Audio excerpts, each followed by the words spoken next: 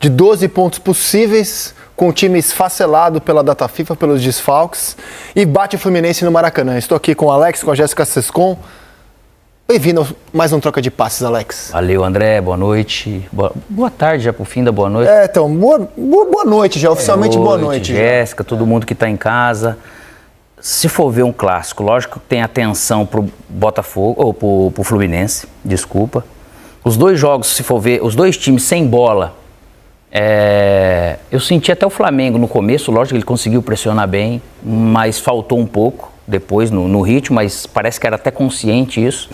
E o Fluminense com dificuldade, depois com a bola, de ter até a posse equilibrada, mas ao mesmo tempo com dificuldade de finalização do gol, né? Então, para quem está nessa situação do Fluminense, não conseguir fazer isso, que o Flamengo também acabou não permitindo, e com isso muitos erros técnicos também, né?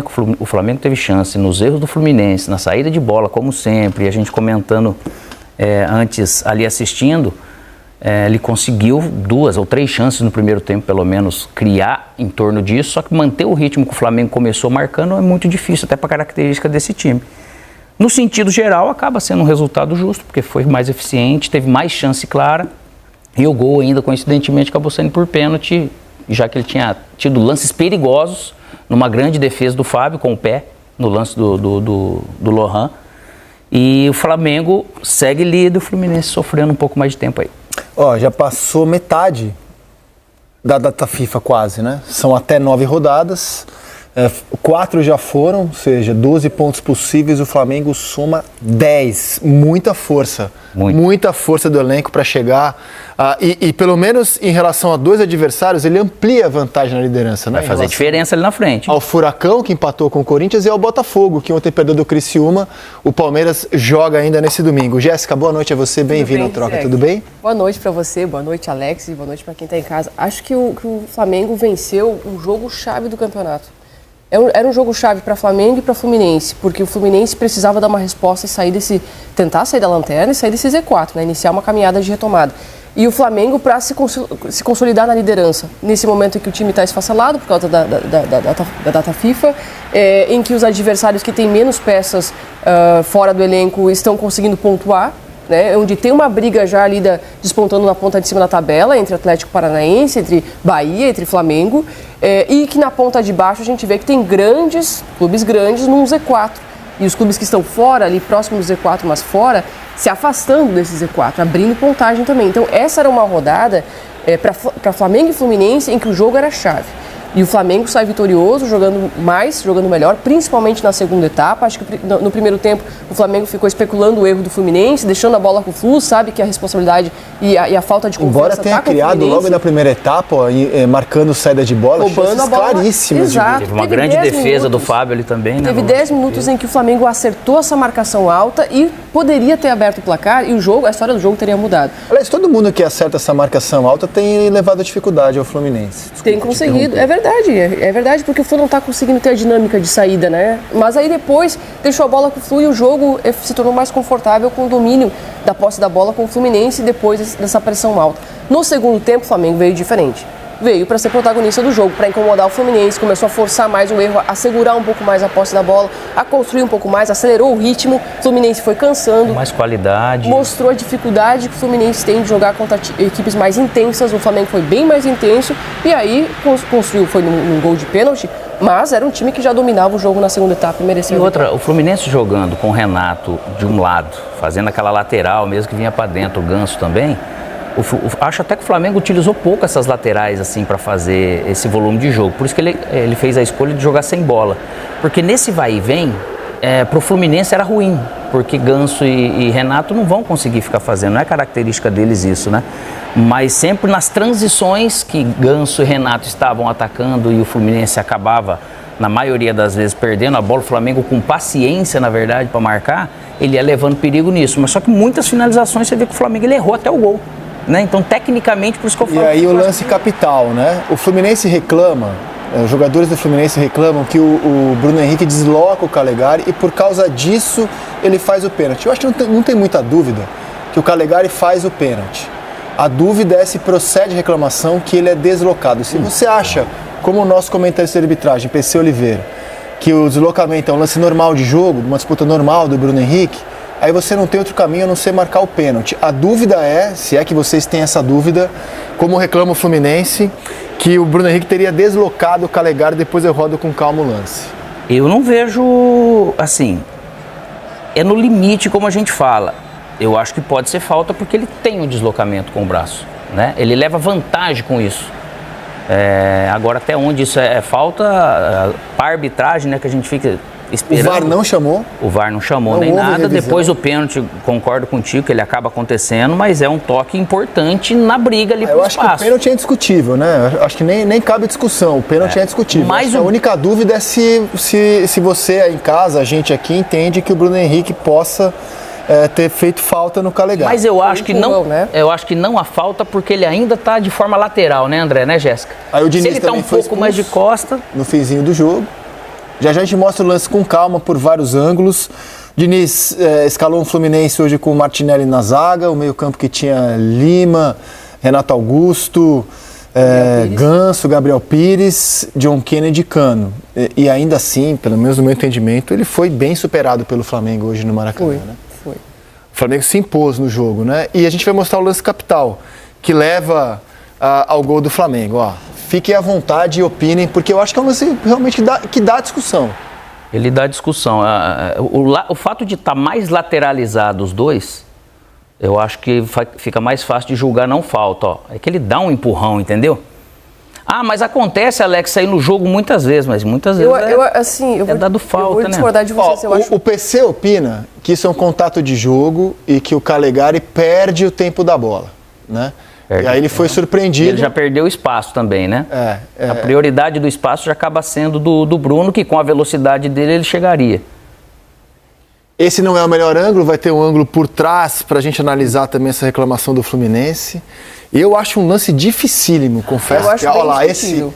eu acho é um ângulo por trás, na verdade. Eu acho um lance dificílimo.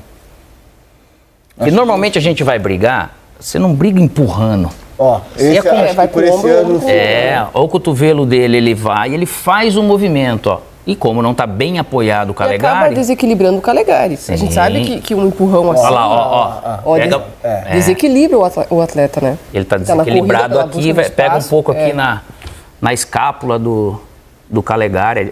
É discutível, cara. Não, eu acho que é discutível, tanto que estamos debatendo. Agora o juiz tem fração de segundos, ele foi convicto. Tá vendo? Tem um empurrão. Tem, né? No Na lance costela, natural, né? Embaixo do Qual braço é a dele. opinião de vocês? Já formaram uma opinião sobre o lance? Eu acho que foi falta do Bruno Henrique. Eu acho que poderia marcar falta também. Não querendo trazer polêmica pro lance, nem aliviar, nem nada pra ninguém. Nós estamos aqui para dar nossa opinião. Eu Mas acho sabe que por quê? poderia Porque marcar a disputa falta. por espaço, ela é ombro no ombro, a gente sabe disso. Quando tem um braço que desloca, ali na altura da costela, imagina dois jogadores em velocidade, o atleta vai perder o equilíbrio. E eu acho que isso influencia, obviamente, para acontecer o pênalti depois. Porque depois aí o Bruno Henrique acaba tropeçando ali nas pernas do... Porque ele só ganha o espaço ali, a condição da bola, André, se a gente for ver, porque ele dá realmente um empurrão. Isso não é uma briga somente de corpo. Acaba desequilibrando, Qualquer né? tipo de empurrão, não qualquer tipo de contato, mas um empurrão desse jeito, num lugar desse, que depois gera realmente a possibilidade de um pênalti. É que se a gente Quantas pega faltas esse a gente vê marcando assim, Ó, Exato, fora da área, né? fora da área? Vocês opinaram que foi falta. Eu opino assim que o VAR, nesse lance, não deveria entrar. Só se o juiz não tivesse visto o contato. Como o juiz viu o contato e interpretou como de jogo... E... Cadê a imagem? Ah lá, o árbitro, ele não está distante, ó, ele pode, não está tão encoberto. Porque um lance assim, fora da área, dificilmente seria marcado qualquer coisa, né? Seguiria o Aí jogo. a gente fala assim, mas isso aí na Inglaterra não é falta. Depende. A Pode até convicção que ser eu que tenho não. é que o VAR não deveria entrar. O juiz viu isso no campo e tomou a escolha dele. Acho que é um lance completamente interpretativo. Vocês aqui opinaram que foi falta. Eu olho o lance várias vezes e tenho muita dúvida. Tenho dúvidas. A certeza que eu tenho é que o Flamengo jogou muito melhor que o Fluminense. Sim.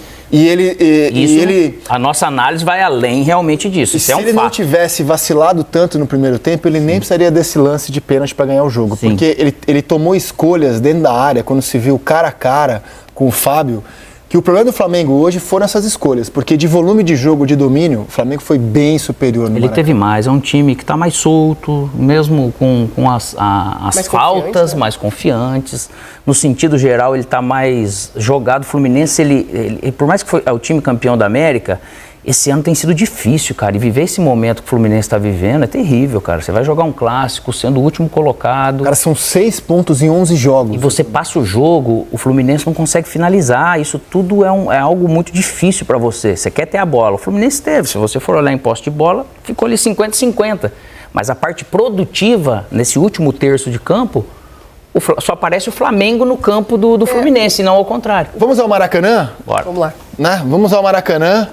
Paulo Andrade, Dodô e a Renata Mendonça transmitiram pelo Premiere. Certamente a gente quer saber a opinião deles sobre o lance do pênalti, né? O diretor pede que antes mesmo dos melhores momentos vocês opinem se da visão de vocês aí em loco foi falta do Bruno Henrique ou pênalti bem assinalado. Paulo, é um pedido aqui da produção do Troca. Bem-vindo. Não, pedido não é pedido. Pedido nesse caso é ordem, André Rizek. Muito obrigado. É lógico que eu vou perguntar para eles primeiro. Então, você acha que eu vou sair? Você acha que eu vou matar no peito e sair jogando essa? Dar um microfone pro Miguel, que é o nosso, eu entendi aqui, é o diretor que tá na edição, que é ele que deveria opinar, né? De repente ouvir a opinião. O Miguel vai falar que foi pênalti, normal. Primeiro as damas, de colocar os comentários. Olha, Paulo, eu achei que me pareceu... Primeiro, o erro, acho, de leitura ali do Calegari na ação dele, né? Ele corre por fora e ele dá a oportunidade do Bruno Henrique correr para dentro da área. Então, essa é uma ação defensiva errada na minha visão, porque quando você tem um atacante ali, é melhor você dar a profundidade, ou seja, dar a linha de fundo para ele correr e não a opção de correr para dentro da área. Então, nesse momento que ele faz essa corrida errada, ele já perde a disputa. E aí, quando ele se encontra com o Bruno Henrique, ele tem esse contato de corpo, mas para mim o que derruba o Bruno Henrique é a trançada de perna ali quando ele está caindo. Aí o PC, depois eu tenho certeza que vai poder dar uma análise mais clara, que ele que é o comentarista de arbitragem, mas para mim é isso, assim, é uma ação errada e aí na hora do que fazer, ele perde a disputa de corpo e as pernas acabam trançando o Bruno Henrique. Na imagem em que os dois estão de costas, a gente percebe que a mão do Bruno Henrique, primeiro tem mão com mão, braço com braço, o que acontece o tempo todo nesse tipo de disputa. Mas no final do movimento, a mão do Bruno Henrique, ela atinge a parte do lado do corpo do Calegari. É o que caracterizaria a falta e reclama o torcedor do Fluminense.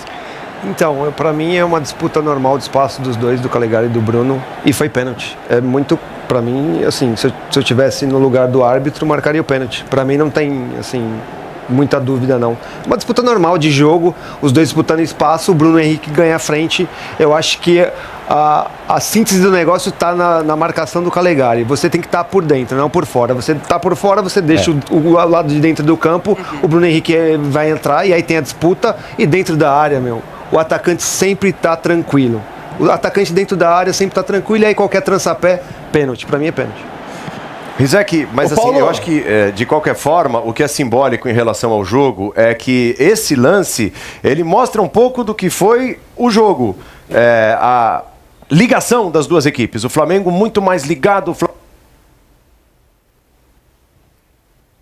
A gente caiu o sinal, mas a gente pode continuar a fala do Paulo. O Flamengo muito mais ligado, muito mais bem postado, com um plano de jogo que deu mais resultado, que era no primeiro tempo sufocar a saída de bola do Fluminense. E quem tem feito isso, tem se dado bem esse ano no Campeonato Brasileiro. Faltou para o Flamengo no primeiro tempo, sobretudo, aproveitar. Olha quantas bolas o Flamengo roubou na cara do Fábio e não conseguiu colocar para dentro no primeiro tempo. Ele dificultou por mérito dele, daquilo que ele se programou, como estratégia, como estudo, e executou bem. O Fluminense, com esses atletas diferentes, ele acaba realmente ainda falhando daquilo que o Fluminense já conseguiu fazer, né, André? Então ele não está conseguindo. O Martinelli ele consegue executar bem, o Ganso quando vem aqui. A gente continuou a frase do Paulo Andrade, espero que não tenha ficado bravo com a gente, né? Que a gente continuou a frase dele, agora já voltou o sinal lá do Maracanã. Imagina. Continuaram e muito bem, como esperado. E ali, ó, a movimentação do Gabriel Pires também é um pouco do retrato dessa diferença de ritmo das duas equipes. Foi impressionante e ficou flagrante em muitos momentos do jogo. Paulo, a gente até estava comentando, né? Foram 3, 4 situações do Gabriel, que é um bom jogador, que tem técnica. Mas assim, a estratégia do Flamengo, o primeiro tempo foi todo em cima daquilo que o Fluminense não fez na saída de bola, que o Flamengo conseguia atacar os jogadores que estavam com a bola, geralmente de costas. O Alex sabe bem o que é isso. Você tá de costas, você tem que ter dinâmica, você tem que ser rápido, às vezes tocar de primeira. Aí quando você demora um pouquinho, o Flamengo pressionou, e as melhores chances, com exceção daquela do Lohan, né, que ele teve a possibilidade de uma jogada bem construída pelo Flamengo, as outras foram todas chances doadas pelo Fluminense. O Fluminense não conseguiu sair jogando, teve muita dificuldade na primeira etapa. O Fluminense, lembrando, passou a primeira etapa inteira sem conseguir finalizar, né? Olha aí, Renata, a diferença de apetite, ó. E esse foi o início de segundo tempo, que a gente falou, né? O Flamengo terminou melhor a primeira etapa e na segunda etapa começou sufocando de novo, tanto na pressão alta, como também quando ele perdia a bola, ele retomava muito rápido, ele pressionava. Teve um lance, né, que foi o Gabriel Pires, foi tentar dominar uma bola de campo, de peito, ainda no campo de ataque, e o Bruno Henrique passou batida, assim, pegou a bola antes dela cair. Então, assim, mostrava a diferença de rotação. E o que me chama a atenção, bom, primeiro o Flamengo já merecia nessa hora estar à frente do placar, ele até tinha diminuído o ritmo, porque quando sai o Lohan e entra o Alan, fica um tempo Léo Ortiz e Alan, e o Gerson mais adiantado, só que aí o Flamengo produziu menos, né, com relação ao resto do jogo. E aí, no momento que o Calegari teve o lance do pênalti, o Flamengo fica na frente merecidamente, porque tinha produzido muito mais. O Fluminense terminou o jogo com 2 finalizações e 2 de fora da área. Então, assim, foi muito. O que me chama a atenção desse período do Fluminense, se a gente pegar os últimos 4 jogos sem o Arias, né, o Fluminense não chegou a finalizar 10 vezes em nenhum deles. E hoje finalizou 2. É muito pouco. A produção ofensiva do Fluminense, ela tá muito nula.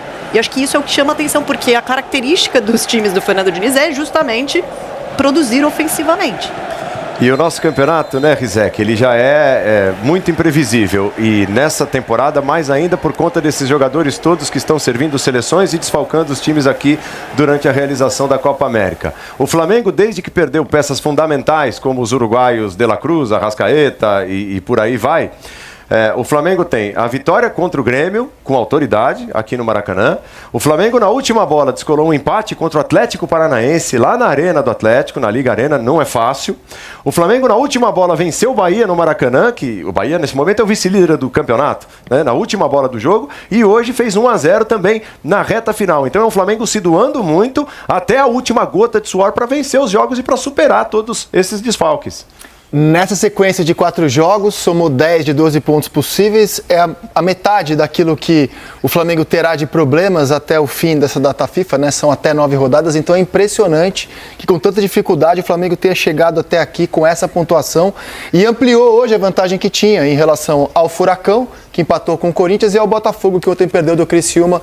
O Palmeiras joga na sequência, o Bahia derrotou o Cruzeiro. Olha, queria dar um abraço para vocês. Renata, dizer que a sua opinião foi exatamente a mesma do PC Oliveira, né? A sua e a do Dodô, de lance normal ali, de disputa normal por espaço entre o Bruno Henrique e o Calegari. Me despeço de vocês, muito obrigado pela participação no Troca e até a próxima, amigos. Valeu, Rizek, amigos, boa sequência de programa. Agora, pontuação está super em dia, Flamengo realmente 10 de 12 pontos. Agora, poderia hoje estar um pouco melhor se o Bruno Henrique tecnicamente não tiver... Posso dizer que o Bruno Henrique vacilou hoje tecnicamente? Teve lances assim, matou de joelho, chutou torto. Tecnicamente não foi uma tarde feliz do Bruno Henrique. Eu acho que essa questão técnica, para mim, numa leitura, parece que o Bruno Henrique não está na sua melhor condição física. Porque você precisa dessa parte física para, nesses momentos de decisão, você estar com a perna firme, oxigenada e você conseguir tomar a melhor decisão. Hoje, me pareceu ele não estar realmente nessa condição de força que ele tem, que é um cara especial na parte física, e por isso que eu acho que ele acabou errando um pouco mais.